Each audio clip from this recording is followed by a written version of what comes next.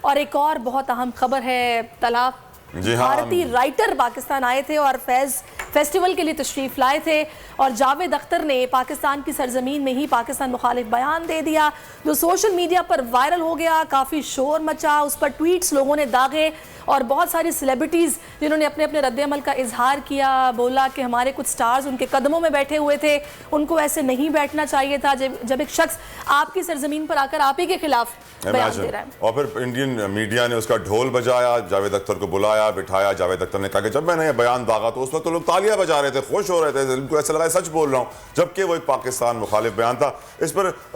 ہونا کیا چاہیے تھا، کیا غلط ہوا، جانیں گے۔ ہمارے ساتھ موجود ہیں اس وقت احمد شاہ صاحب، کسی تعارف کے محتاج نہیں ہیں، آرٹس کاؤنسل کے صدر ہیں، اور تمام تر جو لٹریچر فیسٹیول فیض فیسٹیول جو بھی پاکستان میں ہو رہا ہے بہترین کام ان کی سربراہی میں ہو رہا ہے۔ احمد شاہ صاحب بہت بہت شکریہ، آپ نے اپنا قیمتی وقت دیا۔ سر ہم سے کیا غلطی ہوئی؟ What mistakes did we make؟ نہیں، غلطی کی بات نہیں ہے، یہ اصل میں آپ بھول گئے یہ جب پلوامہ کا واقعہ ہوا تھا تو اس سے پہلے ہم ان کے سسر کیفی اعظمی صاحب کے 100 سال ہوئے تھے اور ایک بڑی کانفرنس کراچی میں کر رہے تھے، تو یہ کچھ بھی کنٹروورسی نہیں ہے جو اس وقت کنٹروورسی بنی تھی، تو اس کے اندر یہ بڑی تیاری ہم کر رہے تھے کہ بھائی فیض احمد فیض کی طرح کیفی اعظمی بھی ایک بڑے شاعر ہیں، تو جاوید اختر بھی آ رہے تھے اور ان کی بیگم شبانہ جو بڑی آرٹسٹ ہیں وہ بھی آ رہی تھی، اور ان کی ٹکٹیں ہو گئی تھیں، ان کے انتظامات سارے ہو گئے تھے، 2 دن کی کانفرنس تھی۔ تو پلوامہ کا جو واقعہ ہوا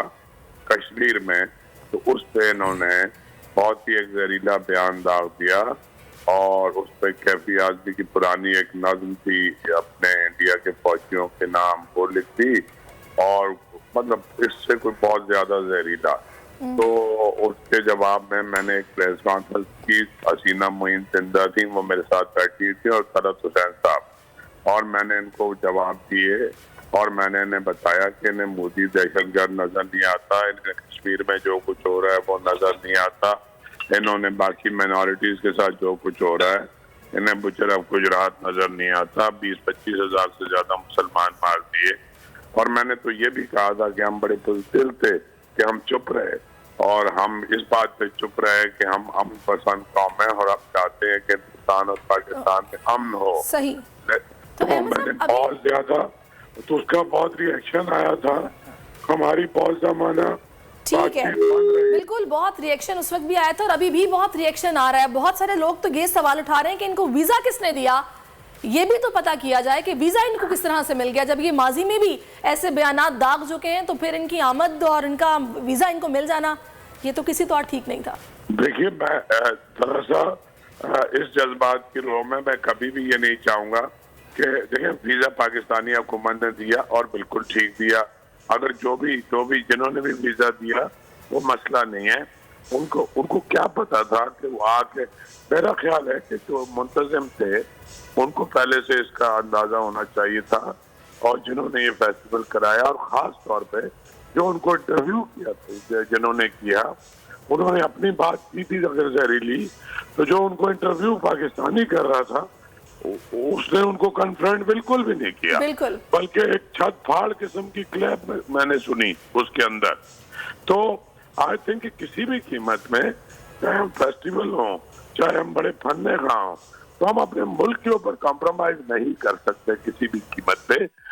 میں تو بالکل لیکن اس میں جو لوگ احمد صاحب ایک موقف دے رہے ہیں وہ کہہ رہے ہیں جی ہم لوگوں کی تو زیست میں شامل ہے، ہمارے خون میں شامل ہے کہ جب کوئی مہمان آئے تو ہم اس کو عزت دیتے ہیں، ہم اس کا احترام کرتے ہیں، شاید یہی وجہ ہے کہ ہم اس وقت کچھ نہیں بولے، لیکن انہوں نے جیسی بات کی تھی اس میں بالکل جو ان کے ساتھ اینکر موجود تھا اس کو بتانا چاہیے تھا کلبھوشن یادو کہاں سے آیا تھا، ابھی نندن کہاں سے آیا تھا، یہ تو کھلم کھلا بیان دے کے چلے گئے، وہاں پہ ان کی ایسی واہ واہ ہو رہی ہے کہ گھر میں گھس کے مار کے آئے۔ نہیں وہاں تو واہ واہ ہوگی ظاہر ہے، اور اگر یہاں بھی شرافت سے چلے جاتے تو ہم واہ واہ کرتے۔ جب پچھلے دنوں جو ان کے بیان آئے یہ پاکستان مخالف پروپیگنڈا بہت زمانے سے کر رہے ہیں، لیکن پچھلے دنوں جو ان کے بیان آئے تو ایسا لگ رہا تھا کہ جو کچھ مسلمانوں کے ساتھ ہندوستان میں ہو رہا ہے وہاں سارے مسلمانوں کو اندازہ ہو گیا، تو شاید ان کا ذہن بھی بدل گیا ہے۔ اور میں نے تو جو پریس کانفرنس کی تھی تو میں نے تو خیر بہت ہی خوفناک پریس کانفرنس کی تھی، تو لیکن لگتا نہیں ہے، لگتا ہے کہ جاوید بھائی عادت سے مجبور ہیں،